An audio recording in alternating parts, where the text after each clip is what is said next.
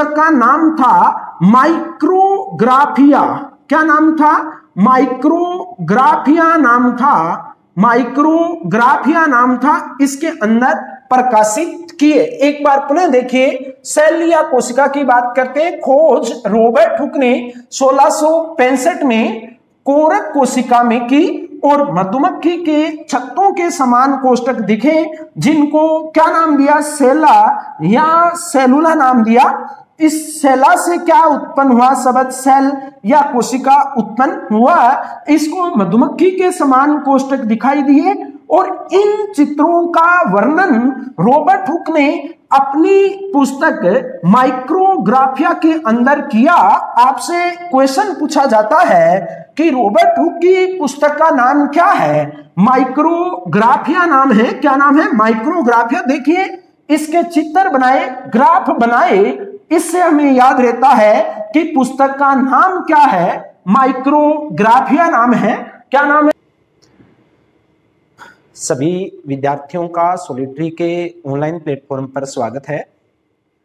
देखिए साथियों, आज हम आपके लिए एक बहुत ही अच्छा महत्वपूर्ण टॉपिक लेके आए हैं जो जेट आईसीआर एग्जाम के लिए इंपॉर्टेंट है। मैं जेट आईसीआर के लिए ही नहीं कहूँगा, 11th class, NEET, jet, ICR, आप जितने भी कंपटीशन देते हो उनमें यह टॉपिक महत्वपूर्ण रहता है। हम चर्चा करेंगे आज अपने एक टॉपिक सेल बायोलॉजी। किस टॉपिक की चर्चा करेंगे? सेल बायोलॉजी की बात करेंगे। हिंदी में हम किसके नाम से जानते हैं? कोशिका विज्ञान के नाम से हम इसको जानते हैं। किसके नाम से जानते हैं? कोशिका विज्ञान के नाम से जानते हैं। आपको पता होना चाहिए कि कोशिका विज्ञान है क्या, सेल बायोलॉजी है क्या। आपने कभी पढ़ा होगा, आप देखिए दो यहां पर परिभाषाएं, डेफिनेशन सुनते हो। एक आपने सुना होगा साइटोलॉजी और एक आपने सुना होगा सेल बायोलॉजी।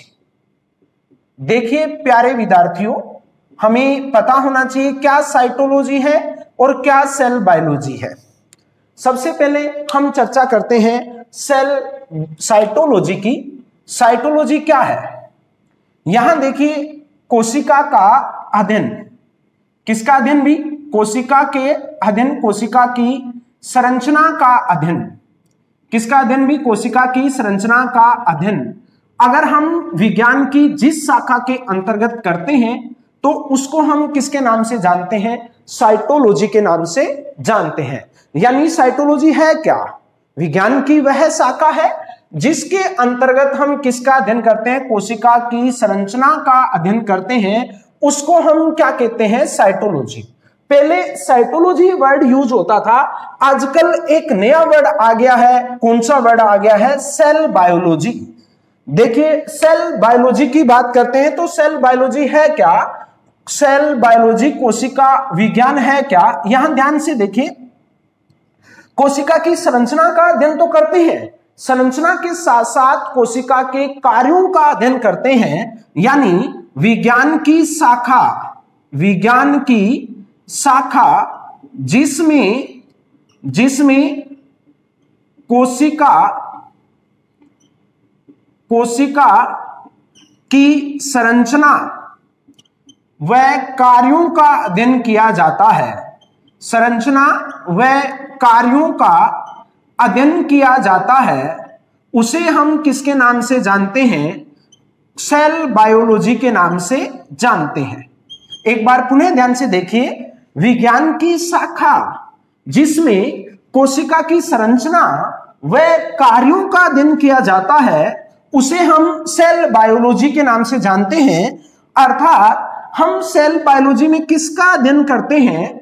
कोशिका की कार्यकी का अध्ययन करते हैं, कोशिका की कार्यकी का अध्ययन करते हैं, कोशिका के संरचना का अध्ययन करते हैं। उसके बाद हम बात करते हैं आनुवंशिकी का अध्ययन करते हैं, आनुवंशिकी का अध्ययन करते हैं। उसको हम किसके नाम से जानते हैं? सेल बायोलॉजी के नाम से जानते हैं। अब आपसे क्वेश्चन पूछा जाता है कि आधुनिक सेल बायोलॉजी के जनक कौन है आधुनिक सेल बायोलॉजी के जनक की बात करते हैं, तो आधुनिक सेल बायोलॉजी के जनक आपसे पूछा जाए तो कौन है? जॉर्ज पेलाडे हैं। जॉर्ज पेलाडे हैं, इनको आधुनिक सेल बायोलॉजी का जनक कहते हैं। जॉर्ज पेलाडे को हम आधुनिक सेल बायोलॉजी के क्या कहते हैं भाई? जनक कहते हैं। जॉर्ज जो पेलाडे हैं उनको आधुनिक सेल बायोलॉजी के जनक हम कहते हैं।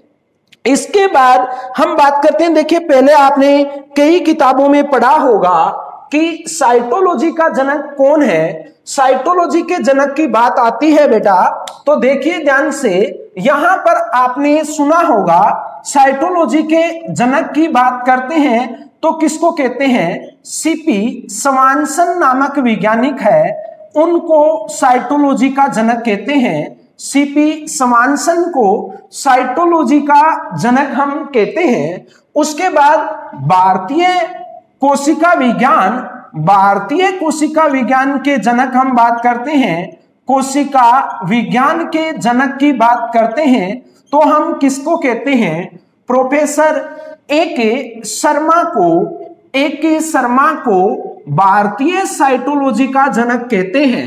एक बार पुनः ध्यान से देखिए, साइटोलॉजी पहले टर्म यूज होती थी साइटोलॉजी, बाद में टर्म यूज हुई सेल बायोलॉजी। साइटोलॉजी कोशिका की संरचना का अध्ययन, और साइटोलॉजी का जनक हम किसको कहते हैं? सीपी स्वानसन को हम साइटोलॉजी का जनक कहते हैं। भारतीय कोशिका विज्ञान का जनक हम देखें तो ए.के. शर्मा को भारतीय कोशिका विज्ञान का हम जनक कहते हैं। सेल बायोलॉजी, देखिए सेल बायोलॉजी साइटोलॉजी से थोड़ी विकसित या हम कह सकते हैं थोड़ी एडवांस ब्रांच है, और सेल बायोलॉजी की बात करें तो विज्ञान की शाखा जिसमें कोशिका की संरचना व कार्यों का अध्ययन किया जाता है। यानी सेल बायोलॉजी में किसका अध्ययन किया जाता है? कार्य की, कोशिका की संरचना, कार्य की मतलब कार्य, उसकी संरचना और आनुवंशिकी का अध्ययन सामान्यतः किया जाता है। आधुनिक सेल बायोलॉजी के जनक की बात करें तो जॉर्ज पेलाडे हैं, वो आधुनिक सेल बायोलॉजी के जनक है। अब हम बात करते हैं सेल के बारे में, अगली हमारी चर्चा रहेगी सेल या कोशिका क्या है। सबसे पहले आप ध्यान दीजिए कि कोशिका या सेल शब्द है वो लैटिन भाषा के शब्द, लैटिन भाषा के शब्द सेला से उत्पन्न हुआ है, सेला से उत्पन्न हुआ है। और इस सेला का अर्थ होता है, सेला का अर्थ है खोखली गुहा। सेला का अर्थ क्या है? खोखली गुहा। सेला का अर्थ होता है खोखली गुहा। क्या अर्थ है भी सेला का? खोखली गुहा। ठीक है भाई, क्या अर्थ है? खोखली गुहा। बाद में इसी सेला से शब्द पड़ा सेल। ठीक है, सेल इंग्लिश भाषा का शब्द है, जबकि सेला है वो लैटिन भाषा का वर्ड है, और इस सेला का अर्थ होता है खोखली गुहा। कैसी गुहा? खोखली गुहा। हम अभी आगे इसके बारे में पढ़ेंगे, ध्यान दीजिए।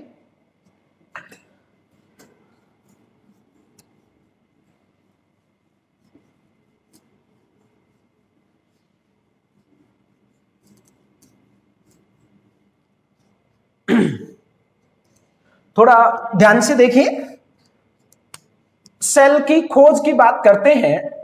आपसे पूछेंगे कि सेल की खोज किसने की। अगर आपसे पूछा जाए कि सेल की खोज, सेल हम पढ़ रहे हैं सेल यानी कोशिका, ध्यान दीजिए, सेल यानी कोशिका, इसका अर्थ मैंने आपको बता दिया। अगर आपसे पूछा जाए कि सेल की खोज किसने की, खोज, तो सेल की खोज का श्रेय जाता है, किसको जाता है भाई? रॉबर्ट हुक को जाता है। किसको जाता है?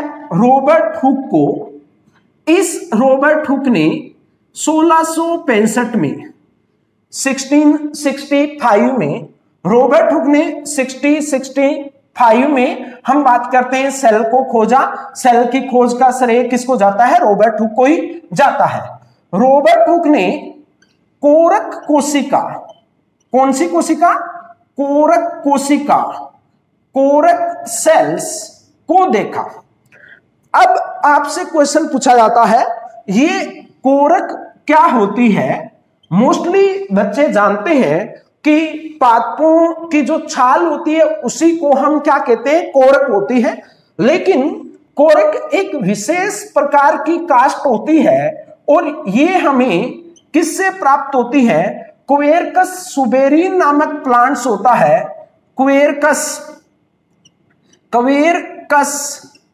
सुबे नामक प्लांट होता है, इससे प्राप्त होती है कोरक। और इस कोरक का उपयोग बोतल वगैरह के ढक्कन बनाने में किया जाता है। इस क्वेरकस सुबेर का उपयोग बोतल वगैरह के ढक्कन बनाने में किया जाता है। तो एक बार पुनः देखिए, सेल या कोशिका की खोज का श्रेय किसको जाता है? रॉबर्ट हुक को जाता है। रॉबर्ट हुक ने 1665 में कोशिका की खोज की और कौन सी कोशिका में? कोरक कोशिका में। रॉबर्ट हुक ने कोरक कोशिका में मधुमक्खी के छत्तों के समान, मधुमक्खी के छत्तों के समान, मधुमक्खी के छत्तों के समान, छत्तों के समान कोष्ठक देखें। मधुमक्खी के छत्तों के समान कोष्ठक देखें और इन कोष्ठकों को नाम दिया सेला। क्या नाम दिया इनको? सेला या सेलुला नाम दिया। मधुमक्खी के छत्तों के समान कोष्ठक देखें और इन कोष्ठकों को क्या नाम दिया इसने? सेला, या हम कहते हैं सेलुला नाम दिया। और बाद में इन्हीं सेलुला से क्या नाम पड़ा? सेल नाम पड़ा। क्या नाम पड़ा? सेल, या हम बात करते हैं कोशिका नाम पड़ा। और ये जो मधुमक्खी के छत्तों के समान कोष्ठक कुछ इस प्रकार दिखाई दिए, इस प्रकार छत्ते दिखाई दिए, ठीक है। इसी प्रकार इसको छत्ते के समान कोष्ठक दिखाई दिए। आपने देखा होगा मधुमक्खी के छत्तों में भी इसी प्रकार कोष्ठक होते हैं और इन कोष्ठकों को ही क्या नाम दिया? हम बात करते हैं सेला या सेलुला नाम दिया। क्या नाम दिया? सेला या सेलुला नाम दिया। और ये जो चित्र थे, ये चित्र जो रॉबर्ट हुक थे, इन्होंने अपनी पुस्तक और रॉबर्ट हुक की पुस्तक का नाम था माइक्रोग्राफिया। क्या नाम था? माइक्रोग्राफिया नाम था। माइक्रोग्राफिया नाम था। इसके अंदर प्रकाशित किए। एक बार पुनः देखिए, सेल या कोशिका की बात करते हैं। खोज रॉबर्ट हुक ने 1665 में कोरक कोशिका में की और मधुमक्खी के छत्तों के समान कोष्ठक दिखे, जिनको क्या नाम दिया? सेला या सेलुला नाम दिया। इस सेला से क्या उत्पन्न हुआ? शब्द सेल या कोशिका उत्पन्न हुआ। इसको मधुमक्खी के समान कोष्ठक दिखाई दिए और इन चित्रों का वर्णन रॉबर्ट हुक ने अपनी पुस्तक माइक्रोग्राफिया के अंदर किया। आपसे क्वेश्चन पूछा जाता है कि रॉबर्ट हुक की पुस्तक का नाम क्या है? माइक्रोग्राफिया नाम है। क्या नाम है? माइक्रोग्राफिया। देखिए, इसके चित्र बनाए, ग्राफ बनाए, इससे हमें याद रहता है कि पुस्तक का नाम क्या है? माइक्रोग्राफिया नाम है। क्या नाम है भाई? माइक्रोग्राफिया नाम है। एक बार पुनः देखिए, कोशिका की खोज रॉबर्ट हुक ने 1665 में की और 1665 में किस कोशिका को खोजा? कोरक कोशिका। ध्यान दीजिए, ये जो कोरक सेल थी, एक प्रकार की कौन सी कोशिका थी? मर्त कोशिका थी। कैसी सेल थी? मर्त सेल्स, या हम कहते हैं कि डेड सेल थी। कैसी सेल थी भाई? डेड सेल थी। मधुमक्खी के छत्तों के समान कोष्ठक देखे और इन कोष्ठकों को नाम सेला या सेलुला दिया, जिससे सेल या कोशिका नाम पड़ा। क्लियर मेरी बात? किसी को कोई डाउट नहीं होनी चाहिए, ठीक है भाई। अब इसके बाद आती है, रॉबर्ट हुक ने मृत कोशिका को देखा, तो जीवित कोशिका की खोज किसने की? आप अपनी कॉपी और पेन लेकर साथ साथ उतारते जाइए।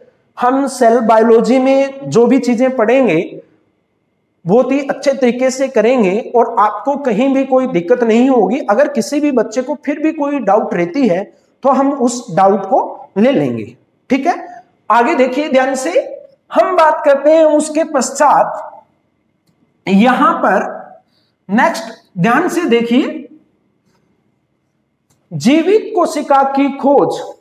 जीवित कोशिका की खोज बात करते हैं तो जीवित कोशिका की खोज किसने की? जीवित कोशिका की खोज, जीवित कोशिका की खोज की अगर मैं बात करूं तो जीवित कोशिका की खोज का श्रेय हम किसको देते हैं? एंटोनी वॉन ल्यूवेनहोक को। देखिए स्टूडेंट्स, जीवित कोशिका की खोज किसने की? Antonie van Leeuwenhoek. Antonie van Leeuwenhoek ने सर्वप्रथम जीवित कोशिका की खोज की, यानी जीवित कोशिका की खोज का श्रेय किसको जाता है? एंटोनी वॉन ल्यूवेनहोक को जाता है। ल्यूवेनहोक को जाता है। जीवित कोशिका की खोज का श्रेय किसको जाता है? एंटोनी वॉन ल्यूवेनहोक ने।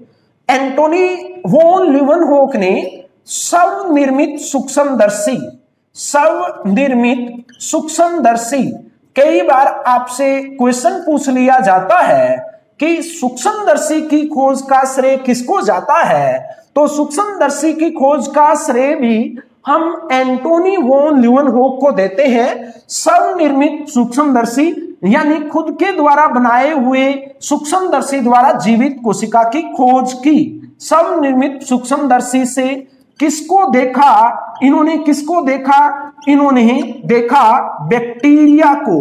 किसको देखा बेटा? बैक्टीरिया को देखा। इन्होंने किसको देखा? आरबीसी को देखा। इन्होंने किसको देखा? प्रोटोजोआ को देखा।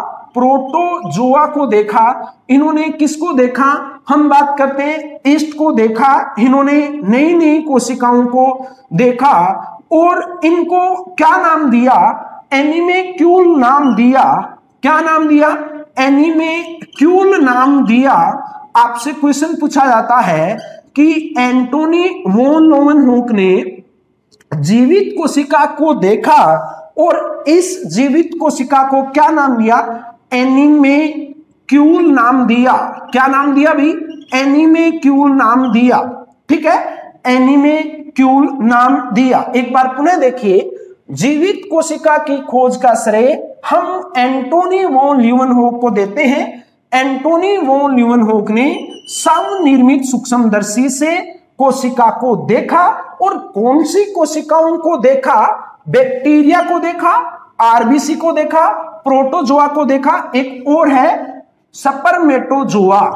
स्पर्मेटोजोआ याद रखिए, स्पर्मेटोजोआ, ये बात इंपॉर्टेंट है। स्पर्मेटोजोआ यानी मानव शुक्राणु। बहुत सारी किताबें ये बात लिखती है कि जीवित कोशिका की खोज एंटोनी वॉन ल्यूवेनहोक ने की और किसमें की? मानव शुक्राणु को। आपको भी विदित है कि मानव शुक्राणु और मानव जो ओवम अंडाणु है वो भी एक सिंगल सेल होती है। तो एक बार पुनः देखें, बैक्टीरिया, आरबीसी, प्रोटोजोआ, स्पर्मेटोजोआ और ईस्ट कोशिका को देखा और इनको क्या नाम दिया? एनिमेक्यूल नाम दिया। क्या नाम दिया भी? एनिमेक्यूल नाम दिया।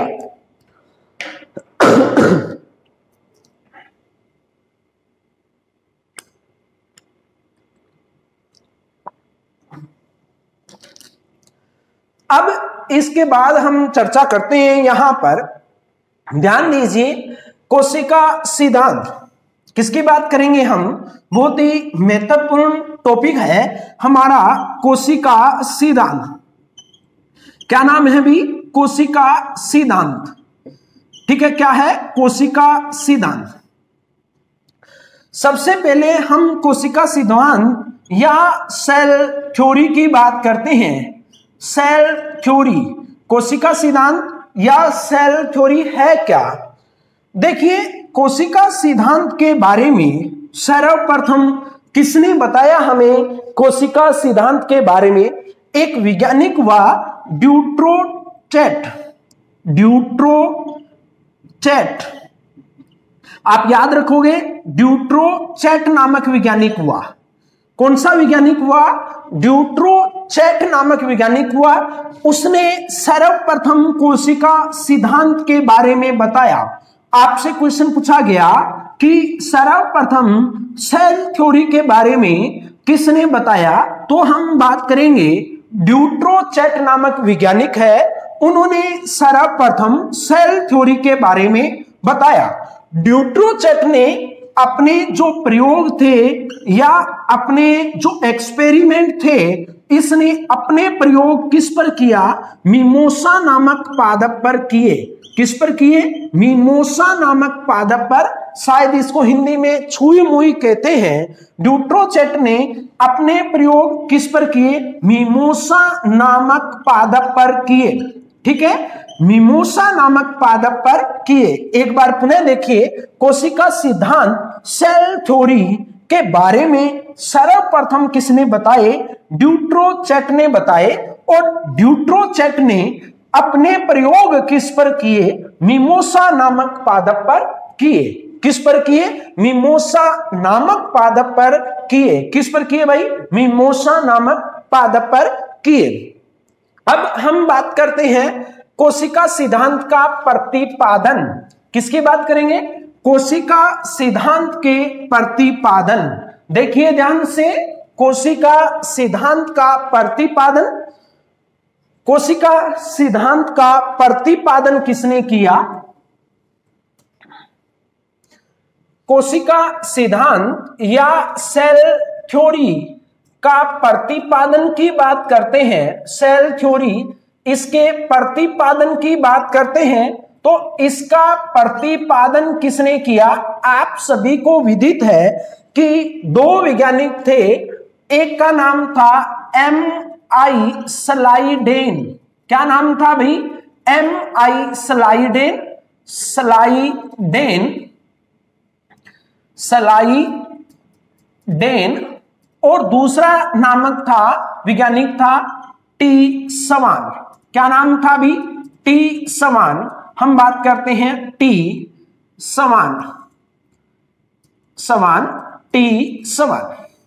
तो देखिए, कोशिका सिद्धांत का प्रतिपादन M.I. स्लाइडेन और टी सवान ने कौन से सन में? 1938 से 1939, 1938 और 1939 में।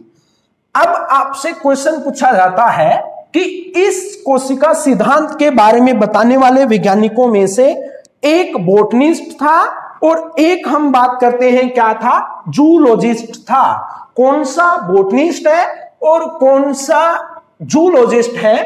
पूरा नाम अगर देखें तो इसका मैथ्यूस स्लाइडेन है, इसका थियोडर सवान है। मैथ्यूस यानी मैथी, यहां हम बात करते हैं, ये एक क्या था? बोटनिस्ट था। ये क्वेश्चन पूछ लेते हैं बहुत सी बार, बोटनिस्ट।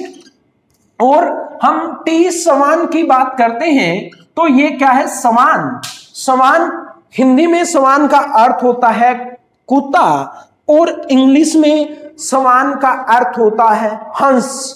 हंस, ठीक है भाई। तो देखिए, हंस एक पक्षी है और पक्षी हम जंतुओं के अंतर्गत रखते हैं पक्षियों को, तो ये एक क्या है? जूलॉजिस्ट है, यानी हम बात करते हैं जंतु विज्ञ है। क्या है भाई? जंतु विज्ञ। टी सवान एक जूलॉजिस्ट है, जबकि M.I. स्लाइडेन एक क्या है? बोटनिस्ट है। याद रखिएगा ये बात, M.I. स्लाइडेन बोटनिस्ट है टी समान, समान का मतलब चाहे कुत्ता बोलो चाहे हंस बोलो, दोनों ही जंतु है, तो ये एक क्या हो गया, जूलॉजिस्ट हो गया, जंतु विज्ञ हो गया। ये जंतुओं की कोशिकाओं के बारे में अध्ययन कर रहा था और ये पालतू की कोशिकाओं के बारे में अध्ययन कर रहा था। यहां देखिए कोशिका सिद्धांत के मुख्य बिंदु अगर हम देखें तो यहां बहुत ही इंपॉर्टेंट बात आती है। मुख्य बिंदु कोशिका सिद्धांत की अगर मैं चर्चा करूं तो सबसे पहला बिंदु है, सभी जीव कोशिकाओं से मिलकर बने होते हैं। All organism are composed to cells, सभी जीव कोशिकाओं से मिलकर बने होते हैं। सभी जीव कोशिकाओं से मिलकर बने होते हैं, कोशिकाओं से मिलकर बने होते हैं। All organism are composed to cells, मिलकर बने होते हैं। दूसरा हम बात करते हैं, कोशिका जीवों की संरचनात्मक और क्रियात्मक इकाई है। कोशिका जीवों की संरचनात्मक व क्रियात्मक इकाई है, क्रियात्मक इकाई है, क्रियात्मक इकाई है। Cells are structural and functional unit of cells. ठीक है, एक बार ध्यान से दोबारा सुनिए, कोशिका जीवों की संरचनात्मक व क्रियात्मक इकाई है। Cell are structural and functional unit of organism. ठीक है, दो ही बिंदु इस कोशिका सिद्धांत के आपको याद रखने हैं। वैसे बहुत सारे और बोलते हैं कि जीव की सभी उपापचय क्रियाएं कोशिका में संपन्न होती है, कोशिका जीवों की जनन की इकाई है। तो ये चीजें हम न लिखते हुए केवल दो ही बिंदु याद रखेंगे, सभी जीव कोशिकाओं से मिलकर बने होते हैं, कोशिका जीवों की संरचनात्मक व क्रियात्मक इकाई है। नेक्स्ट देखिए, इसके बाद इस कोशिका सिद्धांत की कमी क्या रह गई कि इसकी कमी थी कि नई कोशिकाओं की उत्पत्ति के बारे में नहीं बताया, नई कोशिकाओं की उत्पत्ति के बारे में नहीं बताया। न्यू सेल्स किस प्रकार ओरिजिनेटेड होती है, किस प्रकार अराइज होती है, इसके बारे में नहीं बताया, कमी थी। नई कोशिकाओं की उत्पत्ति के बारे में नहीं बताया, के बारे में नहीं बताया। तो नई कोशिकाओं की उत्पत्ति के बारे में नहीं बताया, तो नई कोशिकाओं की उत्पत्ति के बारे में नहीं बताया। तो नई कोशिकाओं की उत्पत्ति के बारे में सर्वप्रथम किसने बताया? सर्वप्रथम एक वैज्ञानिक था, आपको नाम पता होगा, रुडोल्फ विर्चोव। क्या नाम है? रुडोल्फ विर्चोव। वैज्ञानिक का नाम क्या है?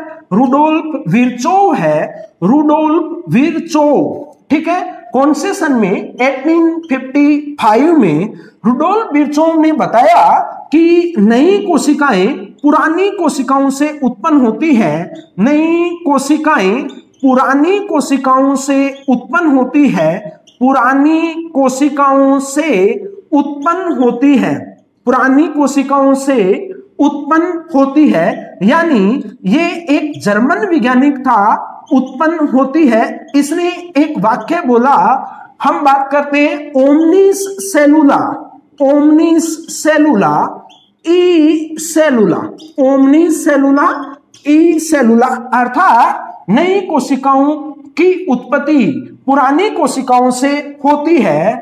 जो ओरिजिन हम बात करते हैं ओल्ड सेल होती है, उससे क्या होते हैं? न्यू सेल ओरिजिनेटेड होते हैं। यानी cell are original pre existing cells. ठीक है भाई, एक बार पुनः देखिए, सर्वप्रथम रुडोल्फ विर्चोव ने 1855 में बताया कि नई कोशिकाएं पुरानी कोशिकाओं से उत्पन्न होती है। ये एक जर्मन साइंटिस्ट था, ओमनिस सेलुला ई सेलुला, ओमनिस सेलुला ई सेलुला इसका वाक्य था।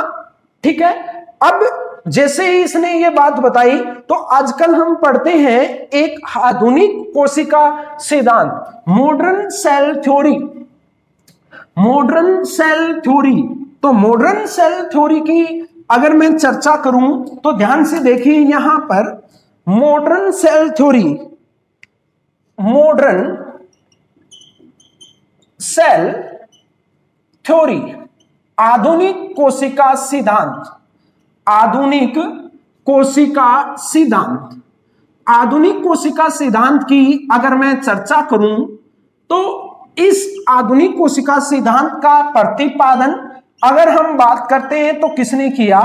रुडोल्फ विर्चोव ने। किसने किया भाई? रुडोल्फ विर्चोव व नगेली ने। किसने किया? रुडोल्फ विर्चोव व हम बात करते हैं नगेली ने। आप यहां ध्यान से देखिए तो क्या होता है, यहां थोड़ी चर्चा करेंगे हम। इसके साथ इसके बिंदु क्या है, बिंदु देखिए ध्यान से, इसके क्या बिंदु है, पॉइंट्स क्या है। 2 पॉइंट तो हम सेम ही रखेंगे, पहले हम पढ़ चुके हैं। पहली बात, सभी जीव कोशिकाओं से मिलकर बने होते हैं। सभी जीव कोशिकाओं से मिलकर बने होते हैं, ठीक है।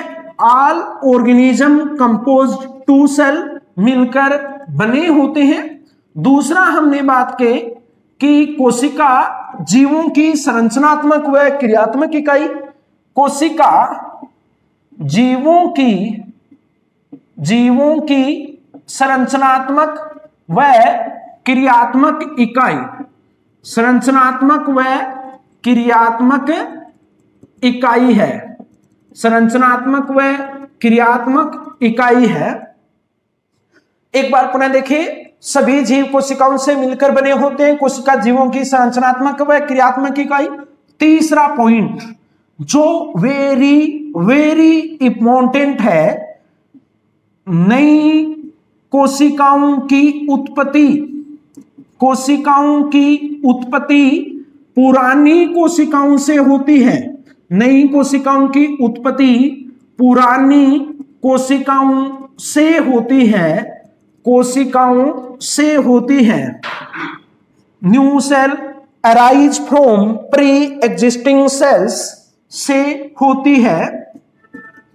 इसके बाद 4th पॉइंट हम बात करते हैं, कोशिका जीवों की आनुवंशिक इकाई है। कोशिका जीवों की आनुवंशिक इकाई है, जीवों की आनुवंशिक इकाई है, ठीक है भाई, आनुवंशिक इकाई है। अब आपसे क्वेश्चन पूछा जाता है कि इस कोशिका सिद्धांत के अपवाद क्या है। कोशिका सिद्धांत के अपवाद देखिए ध्यान से। अगर हम चर्चा करते हैं कि कोशिका सिद्धांत के अपवाद क्या है, तो अपवाद देखिए ध्यान से। वायरस इस कोशिका सिद्धांत के अपवाद है।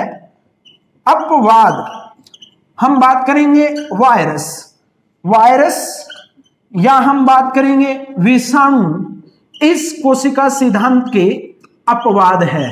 क्योंकि वायरस को हम सजीव व निर्जीव के बीच की योजक कड़ी, सजीव व निर्जीव के बीच की योजक कड़ी कहते हैं। निर्जीव के बीच की योजक कड़ी, बीच की योजक कड़ी, connective links between non livings and livings, योजक कड़ी क्यों कहते हैं? क्योंकि वायरस का स्वतंत्र अस्तित्व संभव नहीं है। आपको अगर कभी भी वायरस को याद रखना है तो एक ही लाइन में याद रख सकते हो, वायरस आर न्यूक्लियो प्रोटीन, यानी वायरस न्यूक्लियो प्रोटीन होते हैं। किससे बने होते हैं? न्यूक्लिक अम्ल प्लस प्रोटीन से मिलकर बने होते हैं। हम अलग से वायरस को पढ़ेंगे, अलग से वायरस के बारे में चर्चा करेंगे, ठीक है भाई। इसके अलावा कुछ किताबें जो एक कोशिकीय जीव हैं उनको भी कोशिका सिद्धांत के अपवाद मानती है, लेकिन आप केवल किसको याद रखना? वायरस को याद रखना। तो इन सब बातों से हमारे पास निष्कर्ष निकलता है कि कोशिका क्या है।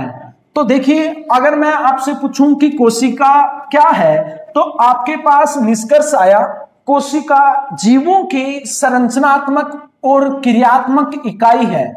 सेल अगर आपसे पूछे तो इन सब बातों से हमारे पास निष्कर्ष आया कोशिका जीवों की संरचनात्मक व क्रियात्मक इकाई है। संरचनात्मक व क्रियात्मक इकाई है, बस ये याद रखना, क्रियात्मक इकाई है, या हम कह सकते हैं बेसिक यूनिट्स ऑफ लाइफ है, इकाई है। बेसिक यूनिट्स ऑफ लाइफ है, बेसिक यूनिट ऑफ लाइफ की बात करते हैं तो कोशिका बेसिक यूनिट्स ऑफ लाइफ है। इन सभी बातों से हमारे पास ये निष्कर्ष निकला।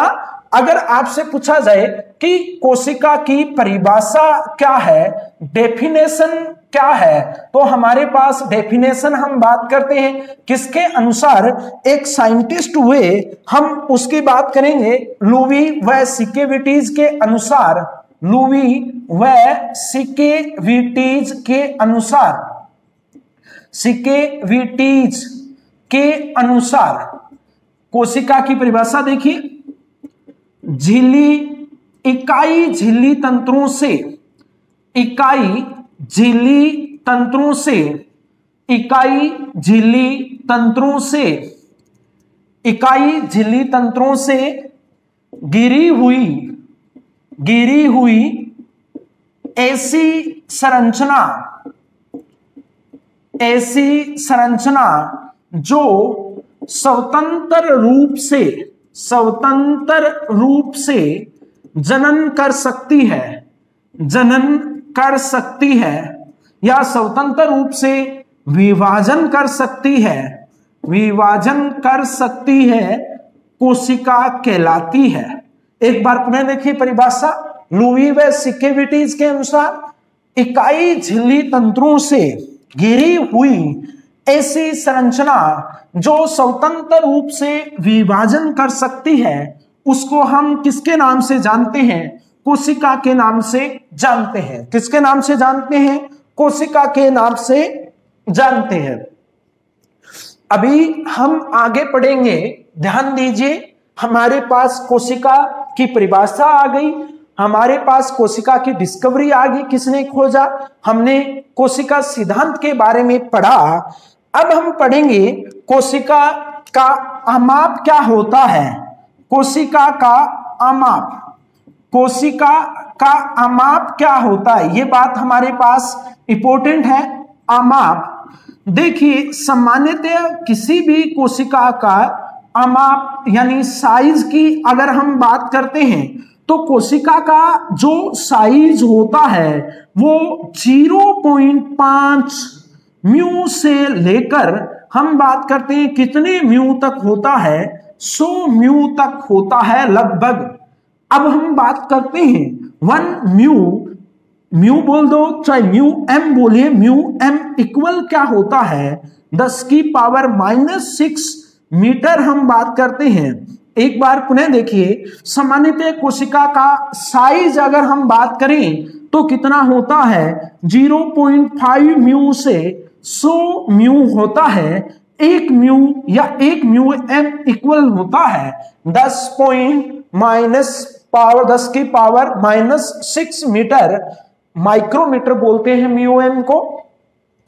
अब हम बात करेंगे सबसे छोटी कोशिका कौन सी है, सबसे बड़ी कोशिका कौन सी है, ये भी हम बात कर लेते हैं। लेकिन बेसिक बातें हैं, आपने छोटी क्लासों में भी इन चीजों के बारे में पढ़ा होगा और मैं आशा करता हूं कि मोस्टली बच्चों को ये आता होगा। देखिए, सबसे छोटी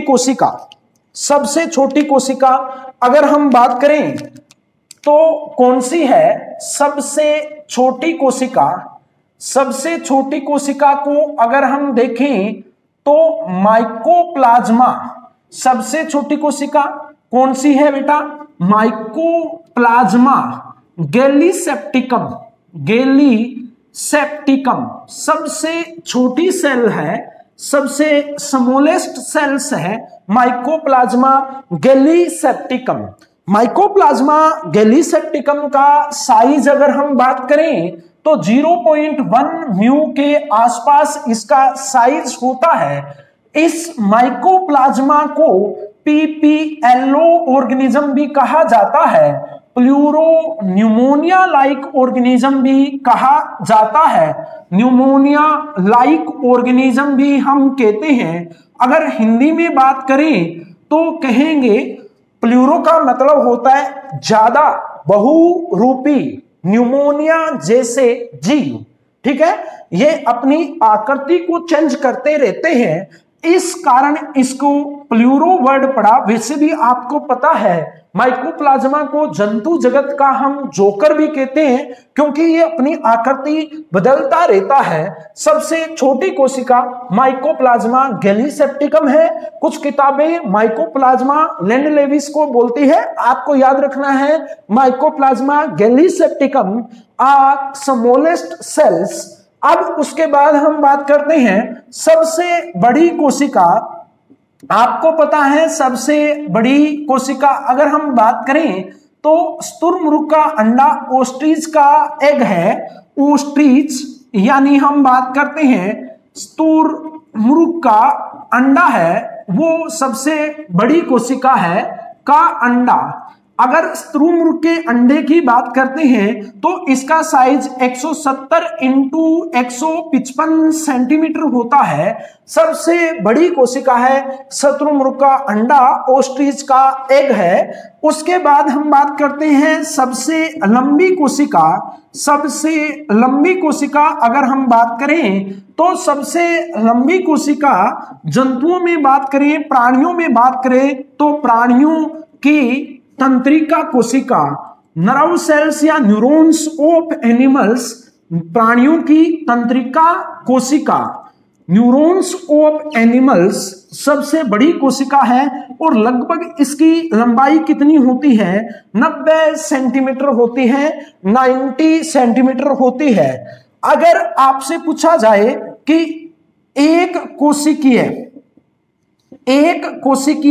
सबसे लंबी सेल्स, सबसे लंबी कोशिका कौन सी है?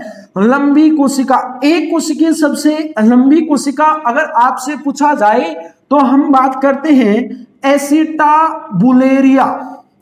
एसिटाबुलेरिया एल्गी, एसिटाबुलेरिया एल्गी है, वो सबसे लंबी एक कोशिकीय कोशिका है जिसकी लेंथ हम बात करते हैं 10 सेंटीमीटर होती है। इसके अलावा हम बात करते हैं पादपों में सबसे लंबी कोशिका अगर हम देखें तो रेमी पादप के रेशे हैं, वो पादपों में सबसे लंबी कोशिका है।